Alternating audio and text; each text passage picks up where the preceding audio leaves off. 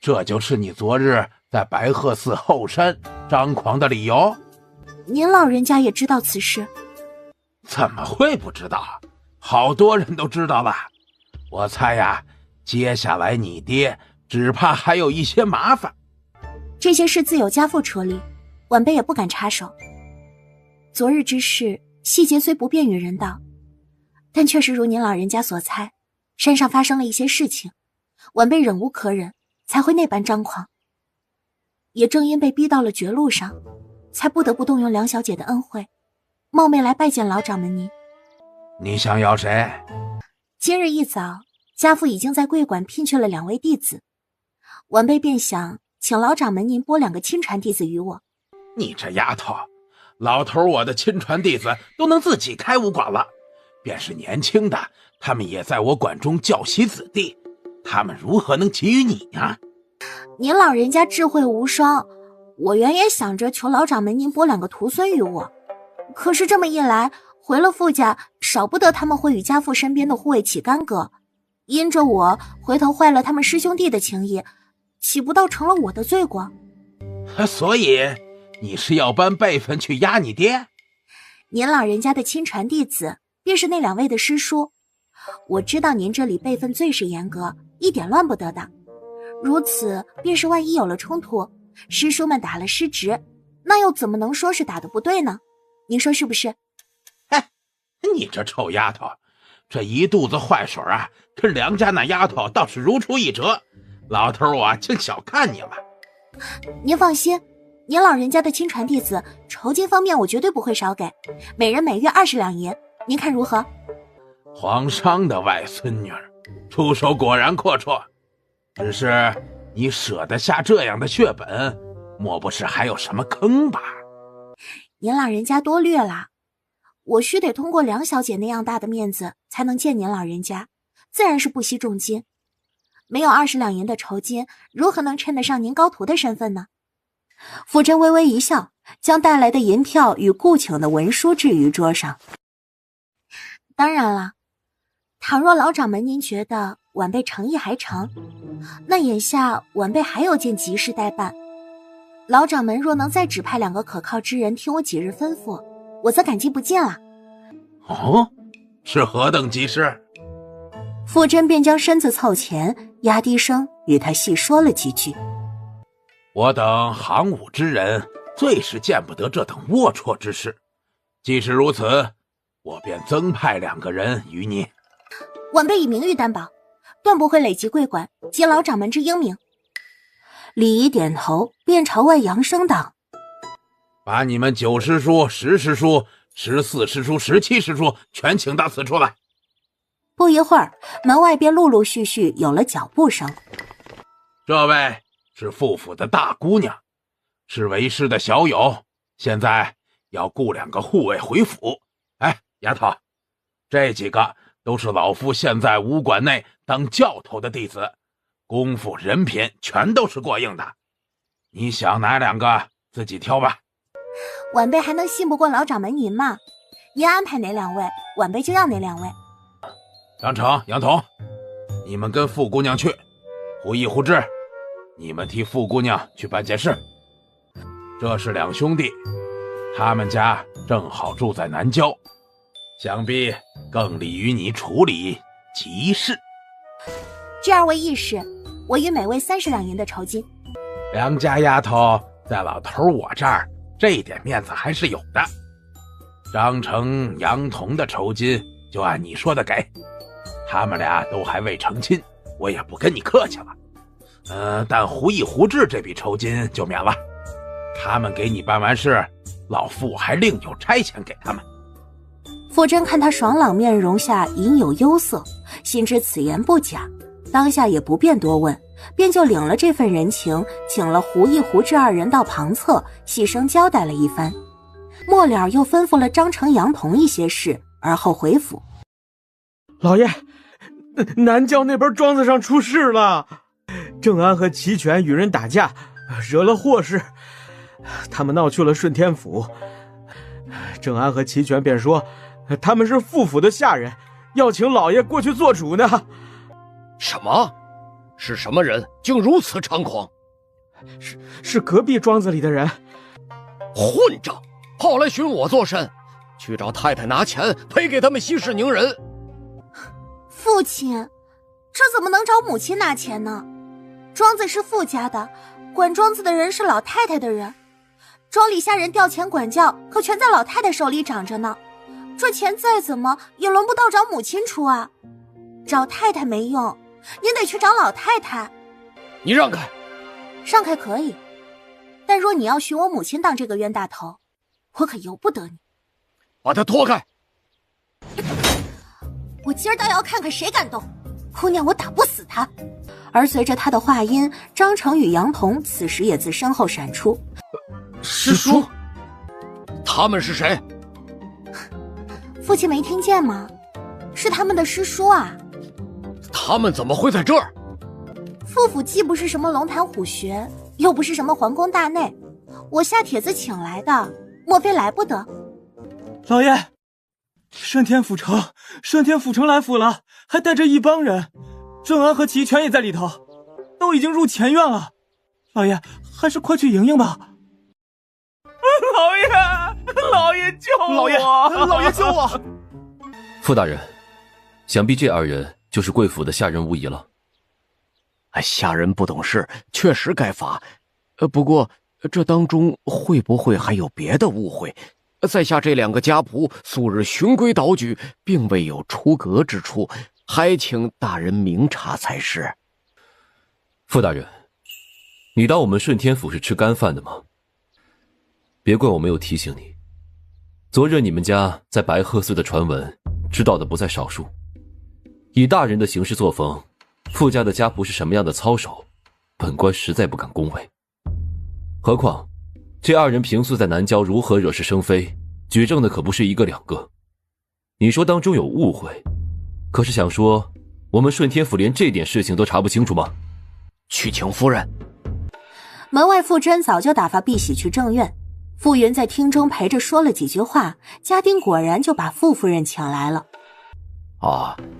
郑安他们在外闯祸，对方执意不肯调解，还连累了府城大人专程跑这一趟，你看如何是好？此事该当禀过母亲才是。来人，去荣福堂请老太太过来。你去惊扰母亲做什么？此事你我二人处理即可。好啊，那么此事便由老爷来处理，妾身绝不敢有任何意见。郑安打伤了人家，如何处理他回头再说。当下你先拿出笔钱来赔偿给人家，把人打发走了才是正理。是。金珠，去请示老太太，看赔多少钱合适。回头你就拿钥匙去宫中账上取钱赔给人家，要快。都说了不要惊扰母亲，你还打发他去做甚？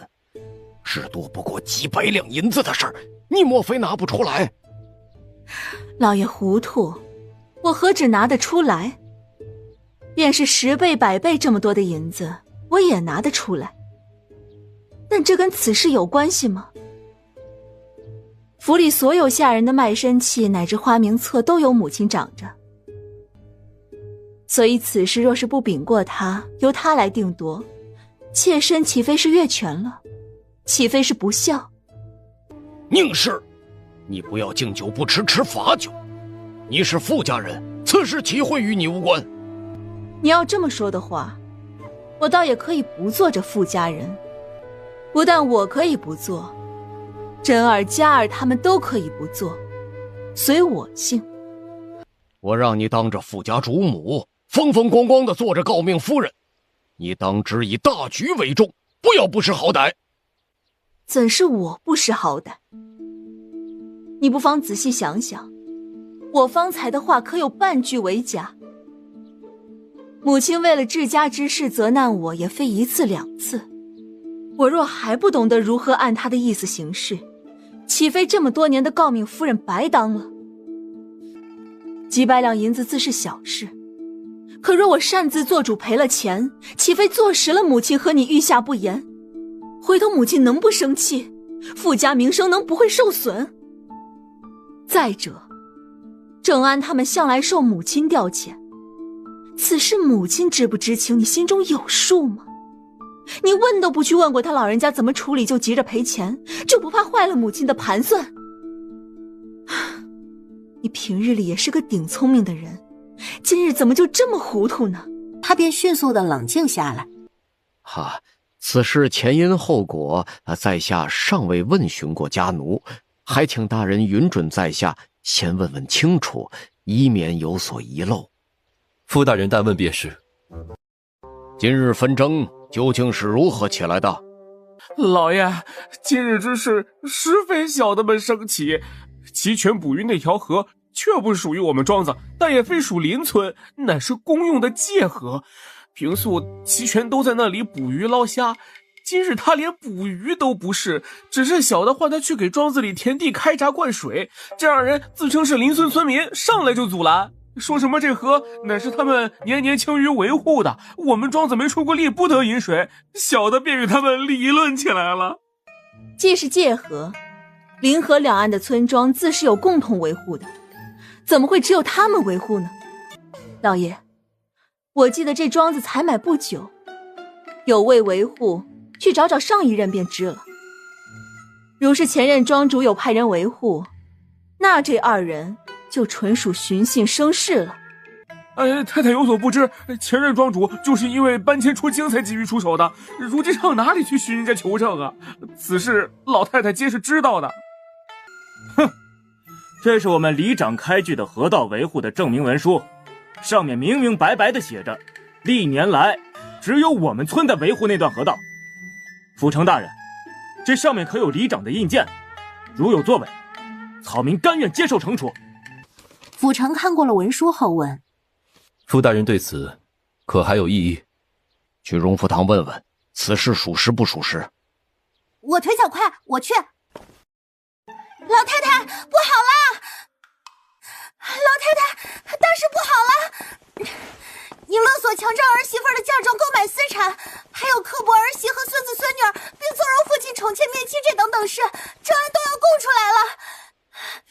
傅真跳入门槛，他跟邻村的人打了起来，还当着府城的面说庄子是老太太您一手掌管的，他们在庄子里的行事您全都知道。现在他又不肯入狱，便要把这些龌龊事全部都给供出来。老太太，父亲让你赶紧拿个主意。你再说一遍。禀老太太，大姑娘所述有误。郑安的原话是说前任庄主因急事离京，查证不到有无维护过河道。那你说他有没有说过这些事情老太太全都知道？有没有承认他们平时在河道上捕鱼捞虾？有没有承认他们此番有与对方起争执？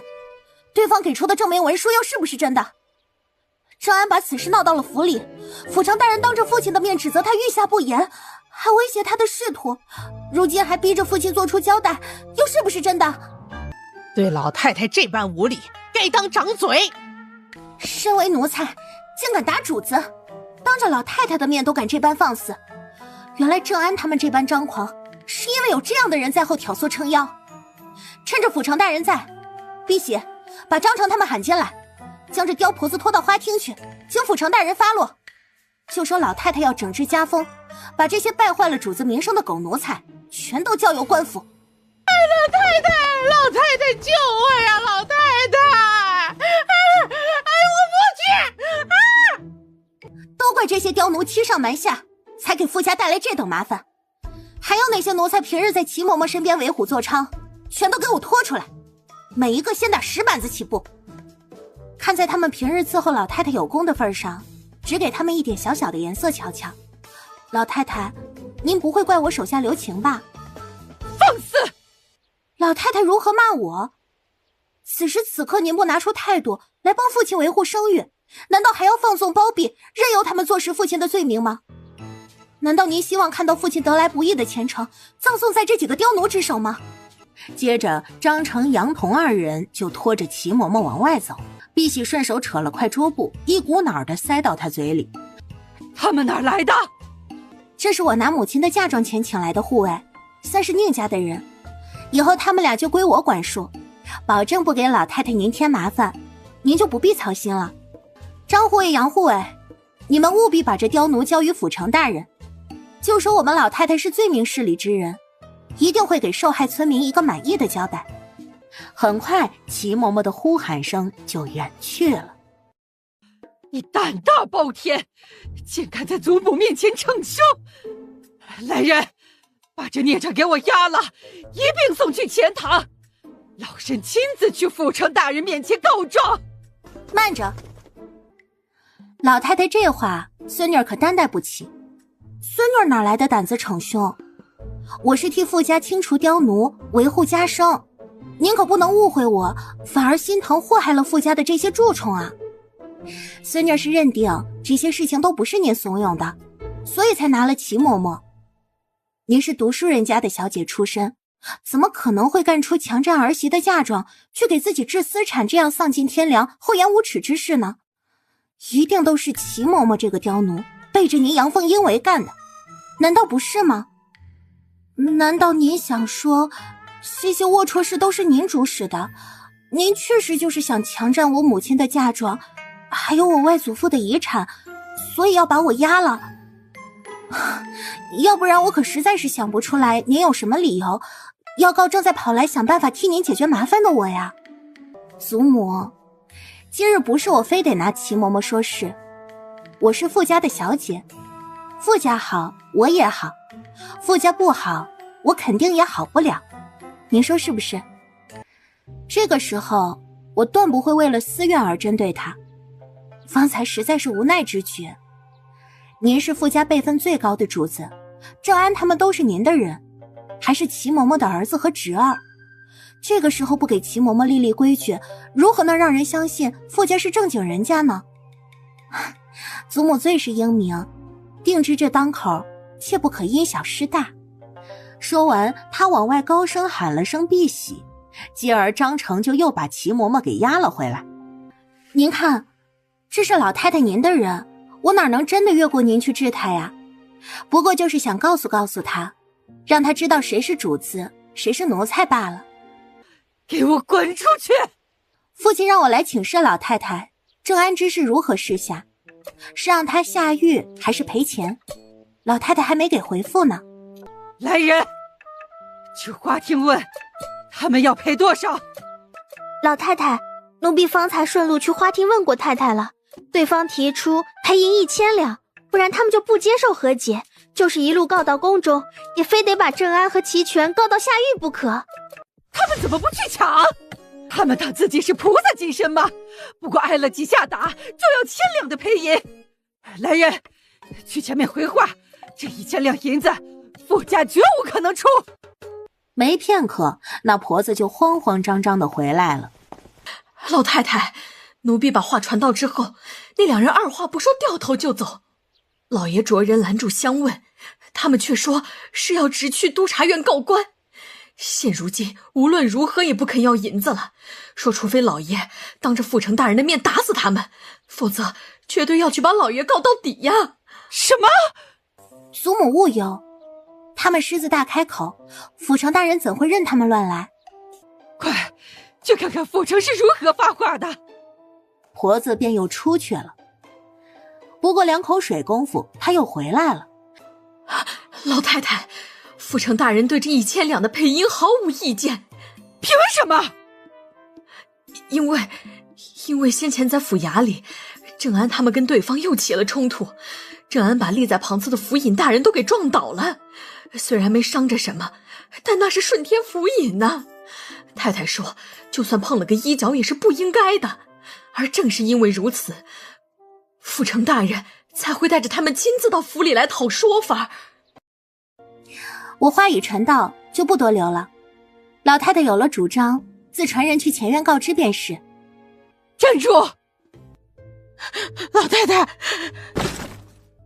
郑安他们是为田庄出头才打的架，还求您老人家出手救一救啊！我还能有什么办法？老太太自然有办法。太太如今不肯接手，不过是仗着此事与她没关系。可如果这庄子成了她的呢，而府里下人的管职权也归她呢，这麻烦是不是也变成她的了？什么？奴婢是说，把庄子交到他手上，再把府里下人的卖身契、花名册全交给他，他处置起来那不是名正言顺了吗？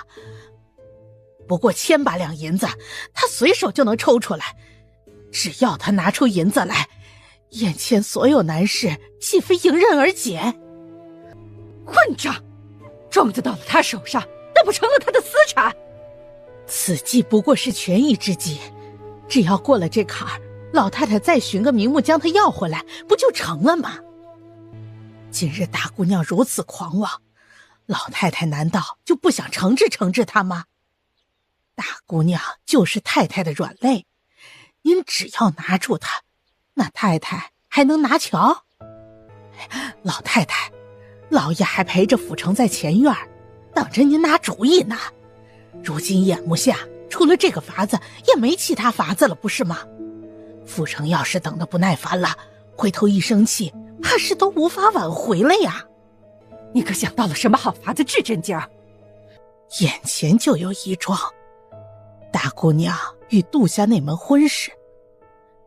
就凭大姑娘今日如此这般张狂，老太太您觉得让她嫁过去合适吗？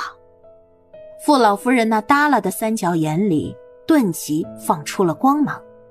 说得对，这么好的一门婚事，宁氏肯定是不会甘心放手的。她越是不甘，拿捏她就越是容易。哼，去开库房，取地契。傅真出了荣福堂，便慢吞吞地沿着廊庑去往花厅。姑娘，老太太果然领着齐嬷嬷去开荣福堂小库房了，还抱出一个小匣子。现在齐嬷嬷已带着那匣子过来了。老太太发话了，权且只能如此，请老爷让太太速速接手解决此事。傅夫人走出来，傅云便把匣子递给她。你不是总说南郊这庄子跟你不相干吗？又说什么府里下人你没有使唤权，也不归你管。如今田庄的地契和下人的卖身契全都交给你，你满意了吗？我手上事情多得很，无端端又给我这些做什么？我可管不过来。你还是给回老太太去吧。给你脸你还不要？当初这庄子可是你出钱买的，你敢说跟你没关系？今儿这件事就该你来处理。既然父亲诚心诚意让母亲当个名副其实的主母，母亲何不就顺了父亲的意呢？傅家的麻烦也是咱们的麻烦，母亲您就劳驾劳驾，收拾掉这个烂摊子罢了。再说了，父亲说的多有道理，这庄子可是您出钱买的，谁让您出钱呢？当初您不买不就没这回事了吗？这得怨您。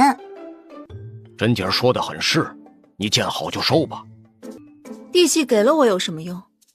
回头你们还是可以拿回去。那你要如何？你若有诚心交给我打理，就得立张文书，言明这庄子是我出钱买下来的，他与府里的下人此后都只有我一人管制，谁也不得插手，也不得收回。否则我出了钱解决了此事，回头又落下什么首尾，到时你们再来挑我的不是，我岂不成了个冤大头？去拿纸笔来，我这就签了文书与你。那是最好。遂让一旁的金珠去取来纸墨。傅云就着狼兰刷刷就写好了文书。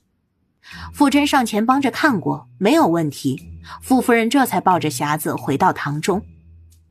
傅云看着这一切都快气晕了，合着这日闹来闹去，傅夫人不过是损失1100两银子和2罐茶叶，而傅老夫人和他母子俩却损失了一整个值6000两银的田庄，还有府里所有下人的管制权。落在最后，他们竹篮打水一场空，竟是宁氏得了大便宜。哎呦，大将军，这边请。傅真不知道这位这么年轻为何会成为大将军，但是看到这张脸后，他立刻就背转了身子，藏到了人群后。裴瞻上了楼梯，目光环视着满殿堂里热切的人们，脚步顿了一顿，便又继续抬腿步上殿堂。他怎么在这儿？他怎么也来了？姑娘怎么了？别说话。傅真一把拉了他过来，然后另一只手掏出颗碎银子给了老头，拉着碧玺为他掩护，慢慢往门口走去。老裴，你怎么腿脚那么利索？仗着你脚长得比咱们长还是怎么的？眨眼就不见人了。老裴。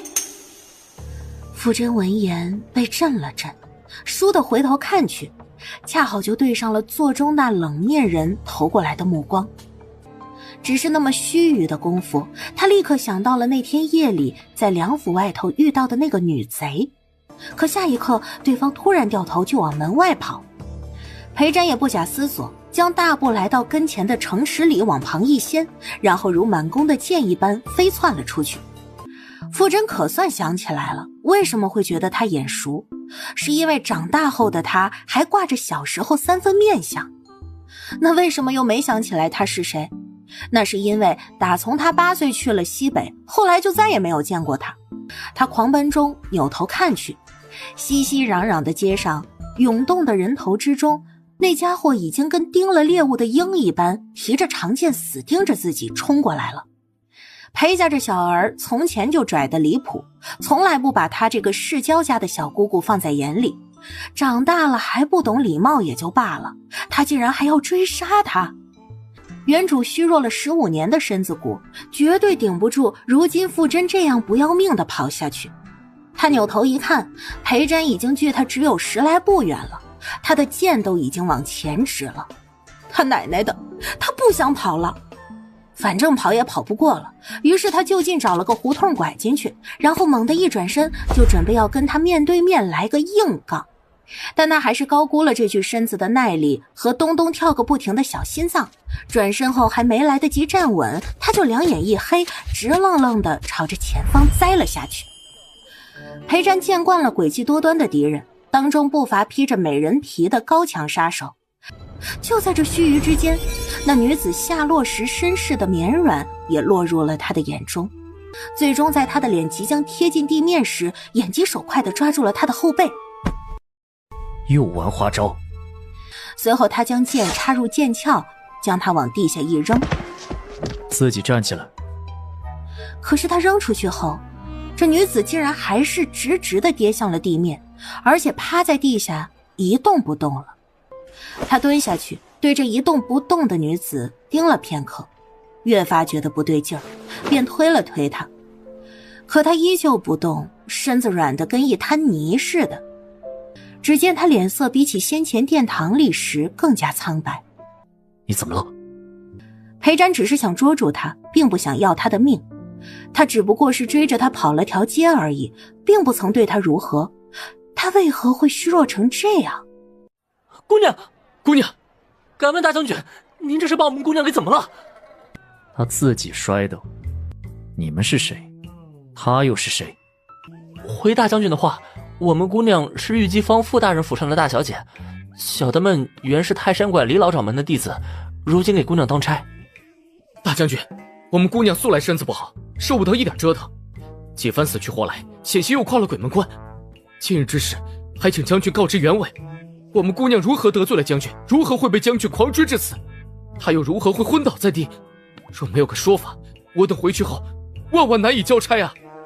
裴瞻脸色越来越寒，他一根头发丝都没碰过他，哪里知道他身体这么弱？若是知道的话，倒也不必如此费事。余光扫过地上的女人，他抿紧双唇，然后弯腰拎起她胳膊翻了个边，阴着脸将她抱了起来。对面就有个医馆，去招呼大夫准备诊病。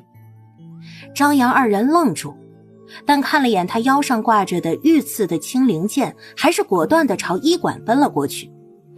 裴瞻瞥了眼二人背影，又看了眼臂弯里的人，皱紧双眉，举步向前。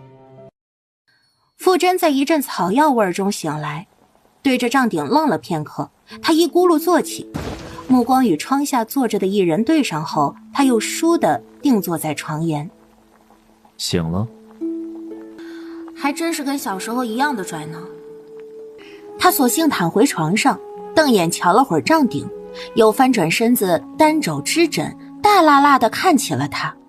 再不回话，你夜行偷窥之事，我就得请令尊去朝上交代了。德行，你这话好没理。明明是你当街追我，追得无路可逃，以致我犯了救急，都险些死了过去，让我都无法为家父家母尽孝了。如今好不容易醒来，你不但不向我赔礼道歉，反而还吓唬我，质问我，这么对付一个弱女子，你合适吗？你这不是仗势欺人吗？你尽孝？我有的是时间，这外面也已经全让我的护卫看守住了。你纵然有武功，也绝不可能逃得出去。倘若你不想说，那我就奉陪到底。大将军，那天夜里我跟您说的话都是真的，我确实与梁姑小姐有些渊源，不过跟她有直接联系的不是我，是家母。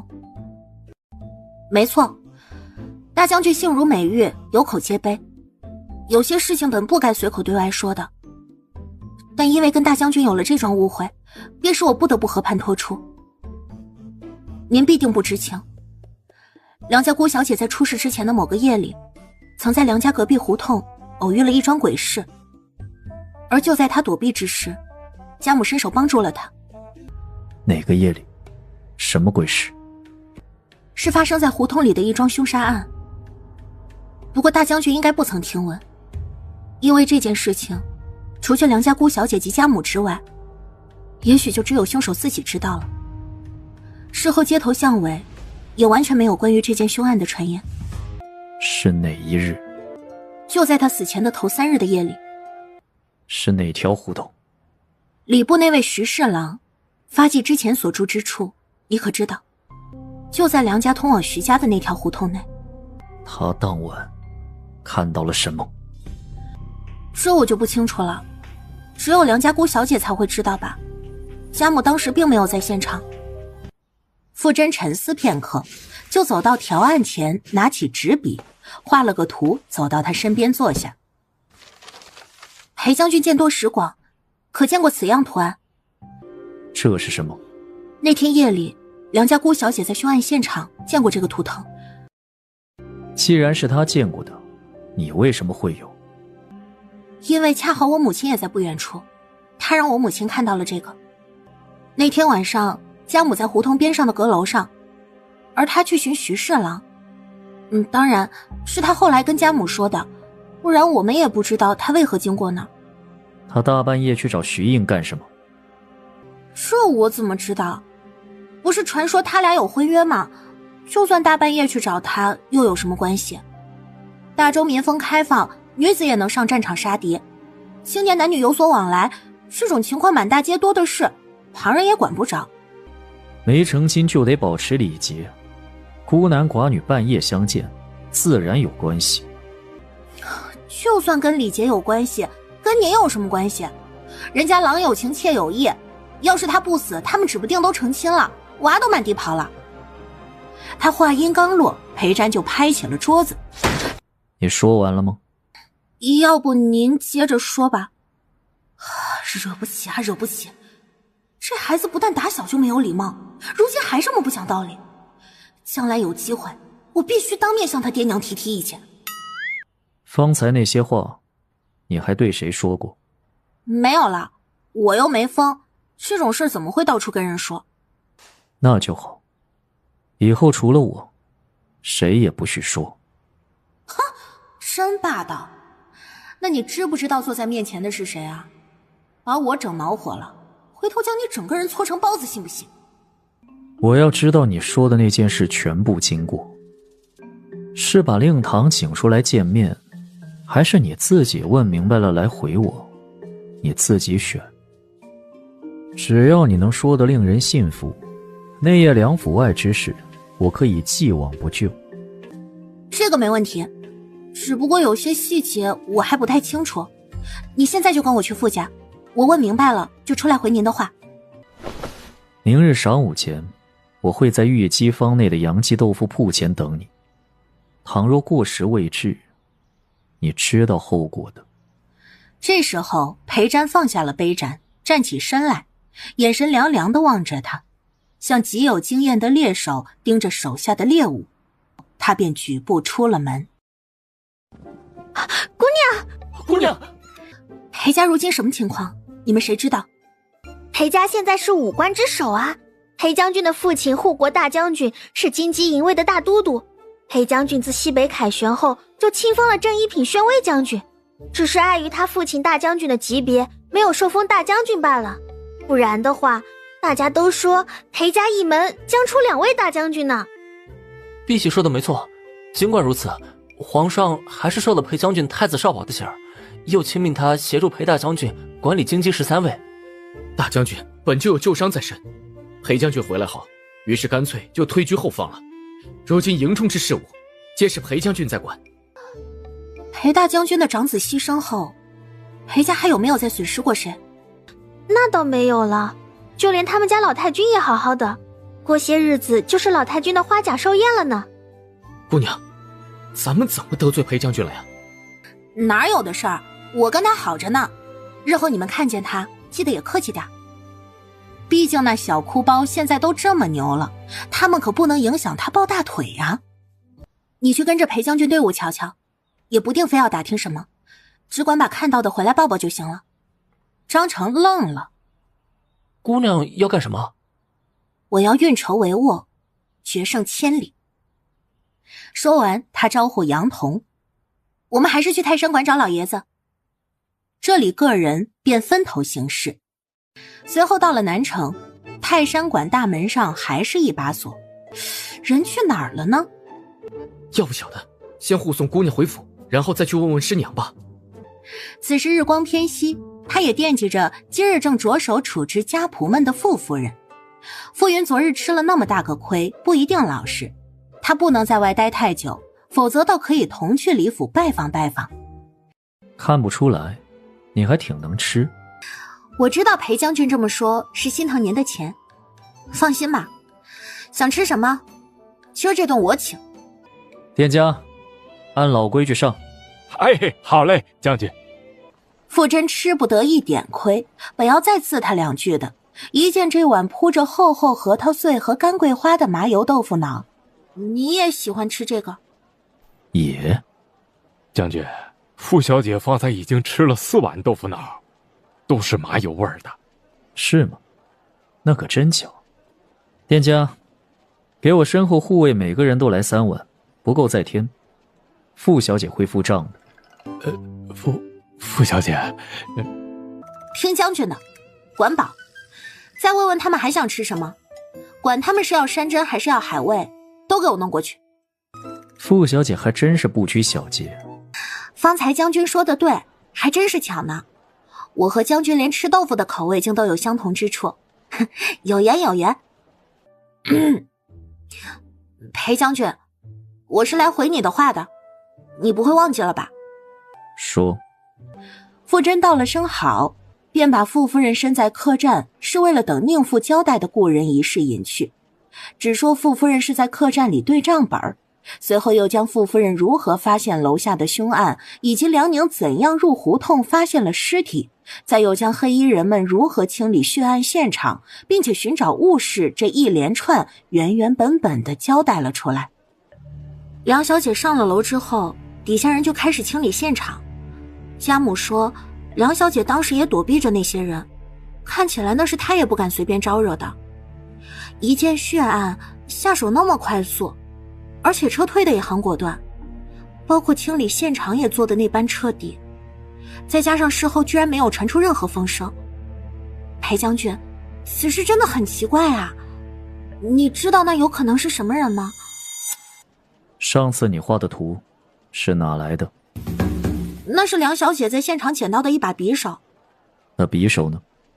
梁小姐带走了呗，现在她的下落就只有地下的梁小姐才知道了。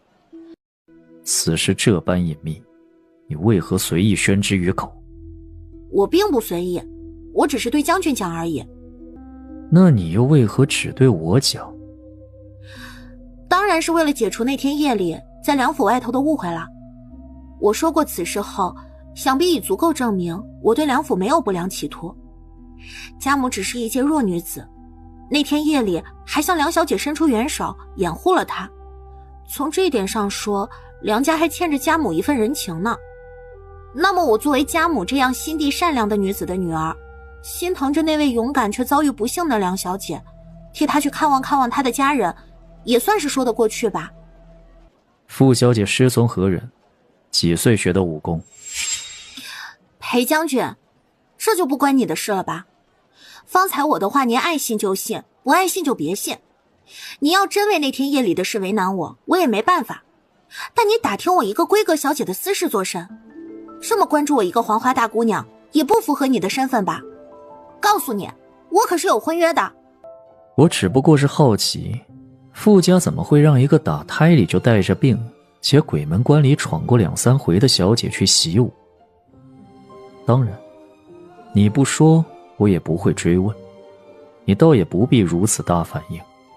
傅真哼哼不语，他这是还记得上回自己昏倒后张成他们的话呢，还说他反应大。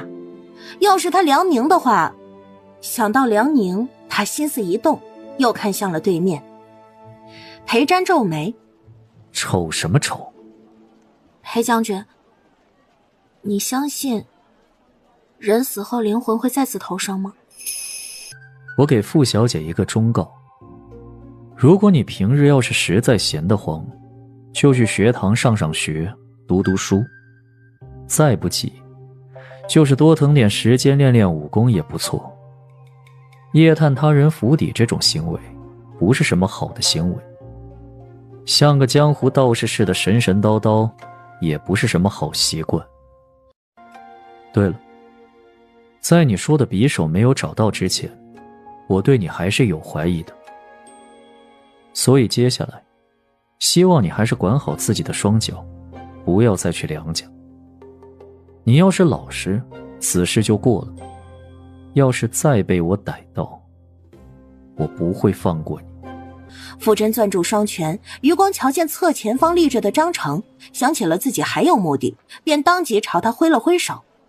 张成连忙抱着匣子跑过来，照着裴瞻迎面一撞，就听咣啷一声响后，匣子掉在地上，里头一只肥胖的颠单参顿时跳出来一半。哎呀，张成你怎么搞的？这么毛手毛脚，我花了几百两银子好不容易才搞到的。这是百年深山老颠单参，不但贵重而且保真，它可是有大用处的。这要是被你摔坏了怎么办？颠单参。裴瞻上前2步，抢在他们前头，把这匣子给捡了起来。你哪里弄来的？傅真不由分说，把匣子夺回来。关将军什么事？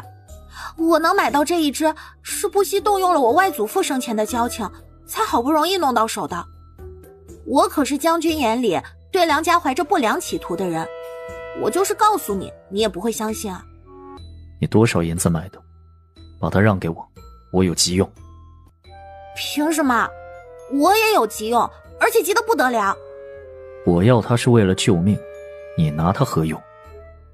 有难处我可以给你解决。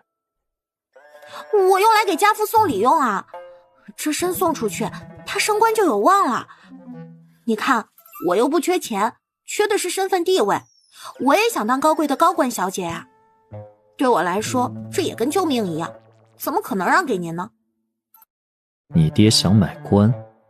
话别说这么难听啊，他也是正经的进士出身，虽说没有什么突出的建树，可他在任上兢兢业业干了10年，也没出过什么差错。就算熬，也该把升迁的资历给熬够了吧。我就算是宋之山打点打点，也不算什么大事。那他想升什么官？你这话说的，怎么跟朝廷什么官随咱们挑似的？能升什么官，那也不是我们能做主的。只要能升，那就是好的。不过你也知道，我们家人少，我又多病，他要是离了京，家里可没了顶梁柱，当然还是要求个京官的。你要是把参给我，我自然可以让他升官。我不信，外人都说您是正直的将军，绝不可能为人徇私。我知道你就是想骗我的身。那你可错了，很多时候我也不那么正直，非但有不正直的时候，还有不那么磊落的时候。话说到这儿，他蓦地伸手钳住傅真左腕，而后一个错眼间，那只匣子就到了他的手上。身我要定了，你想给你爹升什么官，可以告诉我。傅真看他一眼，然后突然握住手腕。好多！你又怎么了？将军，我们姑娘是个娇弱的千金小姐，她就算会武功，那也是细皮嫩肉的。她平日里连针线都不曾拿过，可她每次跟您见面，您上回对她穷追不舍，把她追昏在街头，这次您又不由分说掐她。将军，您看看我们姑娘这小身板，比您一条腿粗得了多少呢？小的知道你们行军打仗没那么多讲究，可您这也太不讲究了吧？您怎么能老是欺负她呢？我不过就是碰了她一下。对您来说只是碰了下，对我们姑娘来说可不是啊！您看看，她刚刚被您抓过的地方都成什么样了？他拧着眉，拔了剑，倒提着剑柄将她袖子拨开。只见一小截干藕似的白而瘦的手臂上，赫然肿起了鸡蛋大的一坨。他默地道：“这怎么回事？”将军，我命苦啊！张成，你把昨夜里我是怎么受树梅欺负的，跟将军说说。张成这边立刻把傅柔如何使人半夜暗袭傅真的事，竹筒倒豆子都给说了。要不是我偷偷练了些拳脚，用以护身，只怕早就死在了那深宅之中。不然将军以为何我会这么瘦，需要花这么多的钱给我父亲升官呢？你爹既然这么偏心，你还出钱给他升官，这说不过去吧？那天在白鹤寺后山上，我还亲眼见你踹过他呢。那天是我叔妹生事，我无奈自卫，才误伤了家父。我是个孝顺的姑娘，你去傅家随便打听打听都知道。裴将军，你要是有诚意要跟我做交易，就拿出行动来；要是没有诚意，就别问这问那的，耽误了我在父亲面前争宠，博得他的关爱。我可没说不答应。身我留下了，明日我会找令尊说话。傅小姐还请退后。啊呸！傅真含脸凑近了一步，举起他肿大的手腕。身可以给你，但我清清白白一个姑娘家，你上回害我昏倒在街头，差点犯了救急死过去，我还没跟你算账呢。这次你又伤了我的手，你怎么着也得对我有个交代吧？方才的事，我向你道歉。回头我让人送点伤药给你。伤药有什么用？我乃前皇商的外孙女儿，缺那点伤药吗？我缺的是靠山，是保护。纵然因我之过，你给我父亲升了官，回头他怎么也得照顾照顾我，可他也不能时时在家护着我呀。都说明枪易挡，暗箭难防，只要是再遇上一两回昨夜之事，那我这小命迟早也得给交代没了。裴将军见我一回便欺负我一回，您可不能不负责呀。你想如何？我想的很简单，就那些人，您拨2个给我呗。他们是大将军府编制兵，怎能给你？给不了我，那就借我几个月也行。你放心，酬劳我来发。听起来不是什么大事。对大将军您来说，那不就是一句话的事儿吗？他们只需要在出借给我期间，全程听我号令就行了，然后顺便就把我的几个护卫全部调教调教。也不用太强，只要调教过后能达到大将军府在编护卫同样的本事就行了。还有什么要求？你要是答应的话，那就没有要求了。那我答应了。明日我会派2个护卫去你府上，以3月为期。那3个月没教会的话，可得延期哦。只要你的人吃得了这份苦，3个月包教包会。傅真击掌成交，一看他朝着马走去，又追上去。裴将军竟说这参是要给人救命的，比我求官还重要。那不知我能不能亲自去见证一下？只有亲眼看到裴将军是真的拿去救人，我才能放心。毕竟这参难得，能用到实处，我也算是积德行善了。走吧。将军痛快，这是万人界内的主路，你仔细守住这里就行。听说梁家那位姑小姐至今还在里面，您不怕吗？怕啥？她要还在，这会儿8成也在念经。说完，他就在张成惊呆的目光里跨上了小石桥。傅真沿着废墟原址的石阶步入，来到生前所待的禅室。他掏出一把从小厨房带来的火钳，撬动着面层厚厚的尘埃，而后又掏出把小铲子，一下下地铲起了杂草来。哼，就知道鬼，殊不知好多人比鬼还可怕呢。怒意和恨意促使他加快了速度，很快草根被铲断，刨开之后就露出了下方的地砖。没错，还和记忆中一模一样。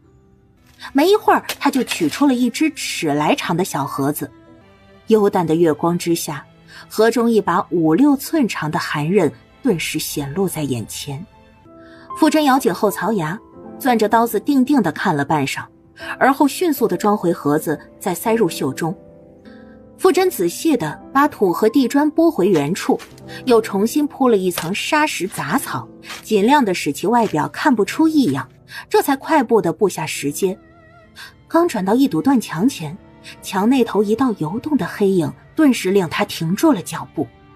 有人！傅真果断调转了方向，可就在他转头的瞬间，墙那边的影子却好像在哆嗦。什么人？一个小不点儿抱着脑袋缩成一团，滚在了杂草里，浑身跟筛糠似的，竟然是个孩子。你是人是鬼？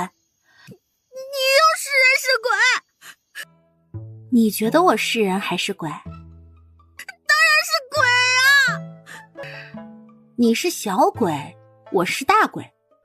我这个大鬼是好人，只要你拜一拜我，我就不吃你。你是人？你怎么知道我是人？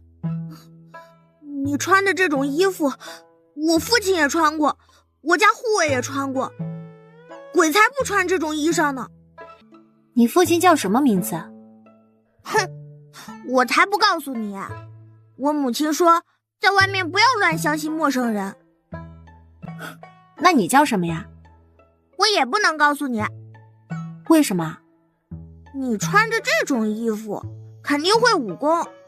我要是把名字告诉你，回头你抓走我，然后去勒索我父亲怎么办？嘿，小兔崽子心眼儿还不少。我就是路过这里。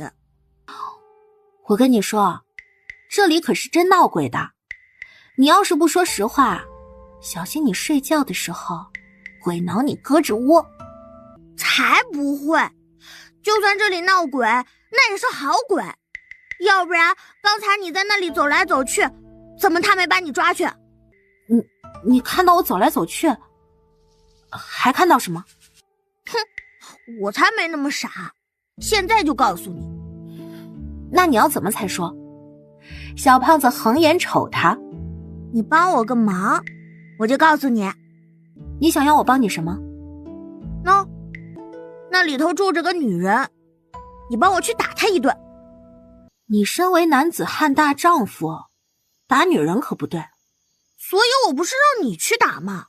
你也是女人，女人打女人不埋汰。嘿，这小兔崽子，那你为什么要打她？要是说不出理由，或者理由不正当，我可不帮你。那个女人，她暗中骂了我家长辈，她说我长辈长相丑。你怎么不喊你家护卫打呢？我娘不许护卫帮我闯祸，我让护卫来，他肯定告诉我祖母，祖母就会告诉我娘。那女人是什么人？唉，这你就不必知道了。那我还就必须知道。是一个三品官家里的下人，一个三品官而已，你不会也害怕吧？真是好大的口气呢。那你得先回答我的问题，把你刚才看到的说出来。我就听到那里头传来声音，跑过来瞧了瞧，结果就看到你在那忙来忙去的，一会儿飘到这边，一会儿飘到那边，我也不知道你是人是鬼，也不敢出声。你想怎么打？你就跳窗进去，啪啪啪啪打他几巴掌就行了。你给我打掩护。刚才我都没注意看，原来你这么瘦，他们有好几个人的，你要是实在打不过可以跑。这帮人可坏了，我怕他们反过来打你。就是那间屋，你快点去，别让人发现了。屋里摆设较为简陋，床上人是个30出头的妇人，她的枕畔还放着几卷经，看起来是睡前读过。傅真拿起来这经书，本打算随意瞅瞅，这一瞅却看到了题头上梁宁2个字。就是他。拧着眉的傅真顿了片刻，摆手让他出去，然后轻拍了几下妇人的脸，把她喊醒起来。你是什么人？他只往床里头缩，还张嘴想叫人。你试试叫人，看看是他们来得快，还是我的手快。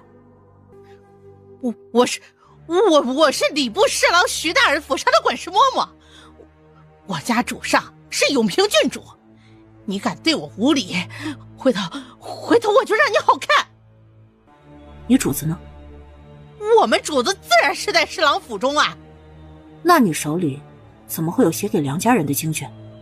前番寺里举办的诵经大会让人惊扰了，我奉我们郡主之命前来补上几卷经。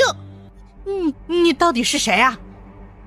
我知道侍郎大人最喜欢喝南城桂花胡同里一家潭州人制的油茶，我还知道他后背左侧有个铜钱大小的蚕豆形状红色胎记。你猜我是谁？你是侍郎大人派来的。敬畏大人，老爷交代的事情不该有误，给梁家姑小姐的经奴婢都照管好了的。这叫照管好了？妇人无言以对。我受大人指派前来抽查，虽然你做的不是很好，但你这个样子搞得好像侍郎大人很可怕。难道侍郎大人平日待你们很严厉吗？严厉倒不严厉，但就是连郡主都对大人言听计从啊，我们怎敢不怕呀？你胡说，大人和郡主那般恩爱，被你说的郡主怎么像个怨妇似的？我可没胡说啊！你看，这次大人让我们给梁家那死了的姑小姐送经卷，郡主不是也没推脱得成吗？郡主推脱过，我知道了，难怪侍郎大人要派我来监督你。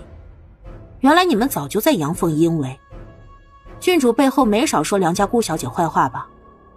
你们是不是早就很不满侍郎大人怀念前未婚妻？什么前未婚妻？他们没有正经婚约。梁家也不想想，就他们姑小姐那个样子，配得上侍郎大人吗？那是大人心善。侍郎大人费尽心思在外营造口碑，你们却私下里骂人，拆他的台。他一把抓住妇人的衣襟，啪啪啪扇了他几个响亮的耳光。下次记住了，再敢对梁小姐不敬，打死你！这是教训你管好自己的嘴的，下次再在背后骂人家长辈，饶不了你。说完，他把妇人一推，而后大步走了出去。门外的小胖子看呆了，直到傅真走到了跟前，他才使劲鼓起了掌。傅真一把捞起他奔出院子，直到回到归池这边，他才放开手。姐姐，你好厉害，那巴掌啪啪响。小子，人我帮你打了，咱俩互不相欠，就此别过，后会无期。姐姐，你叫什么名字？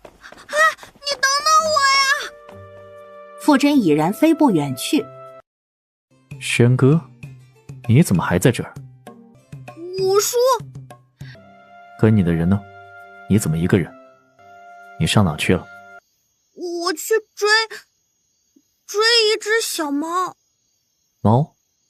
是的，就是一只猫。是吗？我送你回屋睡觉。太好了，把五叔骗过去了。他可是最不好骗的。五叔怎么来了？我也来散散心。对了，你父亲也来了。傅真跨门时，傅夫人已经回来了。母亲，你去哪儿了？对不起，我让张成陪着去散了散步。散步就散步，为什么要说对不起？以后不要这么生分。好。傅夫人笑了一下，上前牵着他进屋。这婚姻之事乃人生大事，指腹为婚什么的，孩子都没生出来，空口定亲哪儿算得数？提出了指腹为婚的人脑子也是糊涂。要是万一哪一方孩子生下来后不周整，难道也要履行婚约吗？那不是害了对方吗？周大奶奶说的不错，好好的两个人硬绑到一起成了怨偶，那害的可是一大家子的人呢。三夫人，此事您当慎重，总不能因为一句口头之约就害了孩子一辈子吧？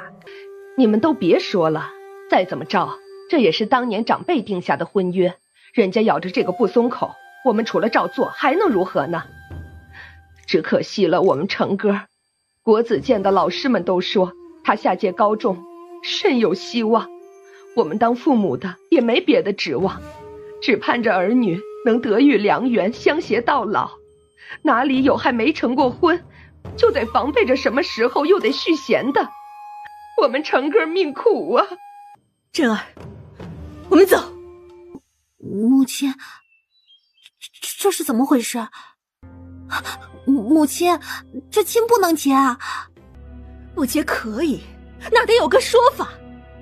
当初立约的是他们，如今毁约的又是他们，就这样欺负人的道理？你在这等我，不要过来。说完，他转过身，拨开柳丝，大步朝着那一头走去。妾身乃昔年杜老将军亲自登门求见的宁伯池之女，如今为礼部主事傅云之妻，见过三夫人。啊，原来是傅夫人，你有什么事？杜夫人，方才您的话妾身已经听到了。